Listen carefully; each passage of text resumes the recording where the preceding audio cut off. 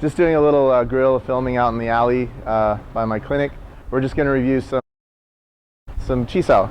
So these are my 5 things not to do in Chi Sao.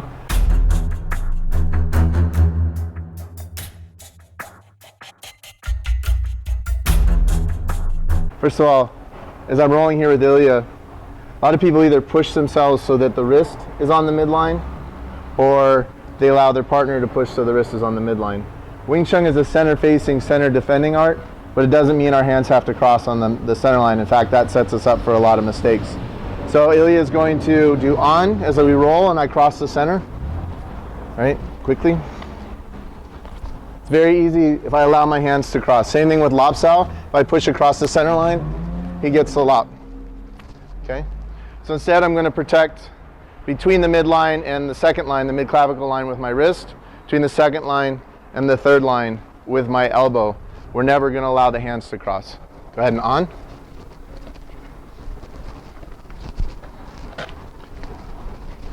So if I don't cross, he can't do it. Now go ahead and lop.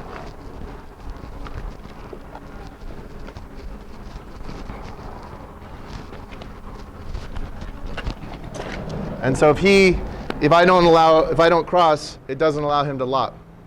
If he reaches across, he's crossing himself. It allows me to set him up and to take advantage of the situation. Point 2 of my 5 things that people do wrong in Chi Sao is that they only go for a single strike. So if we're Chi Saoing, he's just going to be cooperative.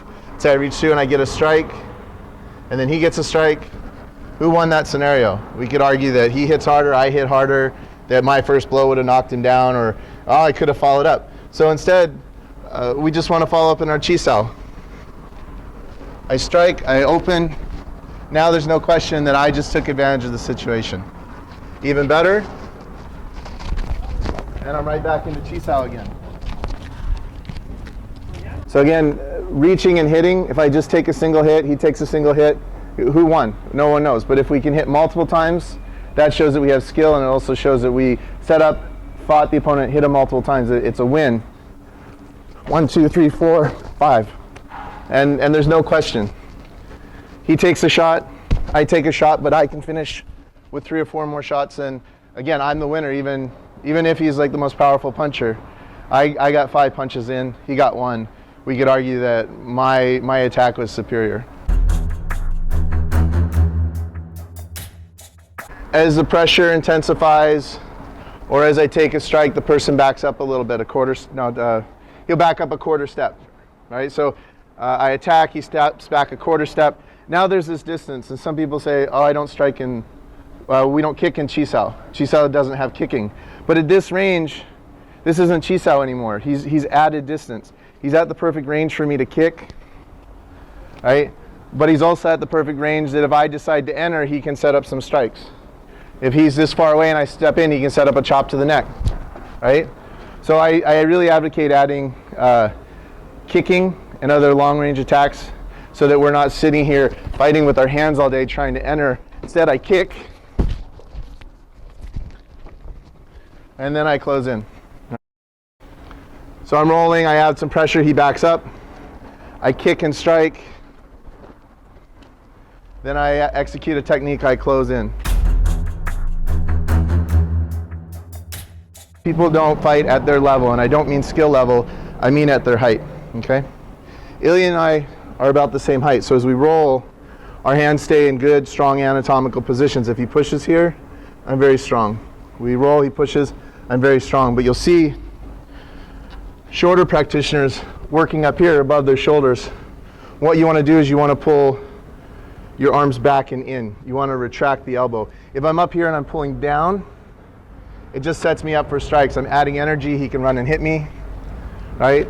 If I'm trying to pull down here, he'll just slide the hand out and hit me, or pull it back, right?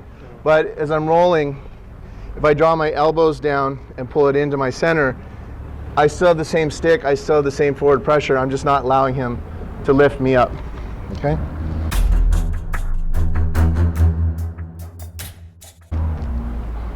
And my last mistake that I see people make in Chi Sao kind of goes back to that first one, reaching, but it's not following the lesson of Chum Kyu.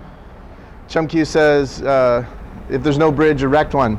Cross the bridge and then finish. So if I'm Chi Saoing and I get a strike in, even if I get 3 strikes, I've only just created a bridge. Maybe that striking ends the fight, but it's better I come in, I set up, I strike a few times, then I take control of a bridge and I move my opponent. I throw him into the wall.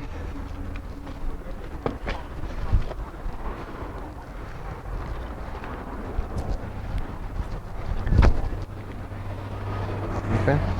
This demonstrates a lot more control than just running the hands and hitting as fast as you can.